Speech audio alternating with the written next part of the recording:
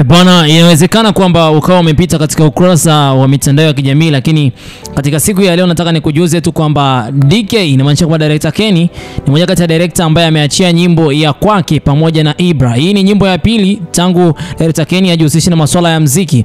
Na director Kenny inavyoonekana ameshagundua kwamba kipaji hichi kinapaswa kupewa nguvu. Hii inakuwa ni ngoma yake ya pili sasa. Inakuwa ni ngoma ya kwanza aliweza kutoa kwenye ya piano. Ngoma hii iliitwa Nishalewa, ambayo ni mpaka kwa hivi sasa ina miezi 4. Ngoma hiyo tangu itoke ina views 56,000 katika mtandao wake Ibra, na pamoja na hayo yote Ibra ndiye alikuwa amemshirikisha katika nyimbo hii.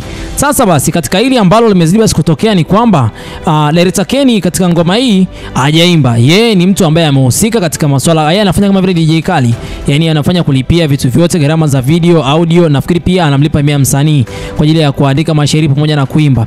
Pamoja na hayo yote, hii hapa ni njia ya promotion kwake Ibra, kwa sababu kufanya kazi na director Kenny ni njia yeye hapo kuzidi kujitangaza na kuwa katika hali ambayo hawezi kusahaulika, lakini pia anaweza kuonekana kwamba ni msanii siku hadi siku anayeachia project zake, huku akiwepo nyuma ya vivuli vya watu mashuhuri kama director Kenny.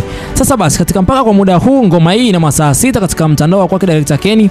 Pamoja na hayo yote ina views 4,300 mpaka kwa muda huu, ni ndani ya masaa 6. Nafikiri kwamba ni watu bado hawajagundua kwamba director Kenny ametoa nyimbo yake ya pili sasa pamoja na Ibra, maana ile ya kwanza yeye alishirikishwa na Ibra, hii hapa ni yeye amemshirikisha Ibra, ikiwa na maana kwamba director Kenny anafanya project sasa hivi na Ibra. Hii inakuwa ni mara yake ya pili. Sijui ni nini ambacho director Kenny ameweza kukitambua, maana alikuwa anafanyaga vlogs hapa na pale katika ukurasa wake wa YouTube, ambako basi amekuwa akihusisha pia wasanii mbalimbali wanavyokuwa location.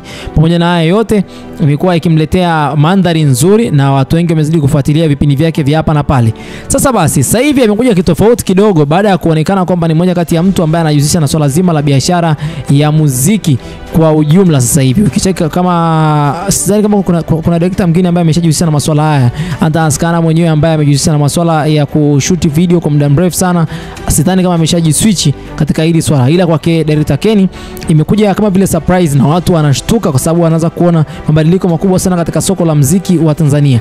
Je, itakuwaje? Mabadiliko haya yatakuja kuwa na impact kubwa sana kwake Ibra au itakuwaje? Mimi sitakuwa na la ziada kwa muda huu. Haya ndio yaliyojiri katika mitandao ya kijamii.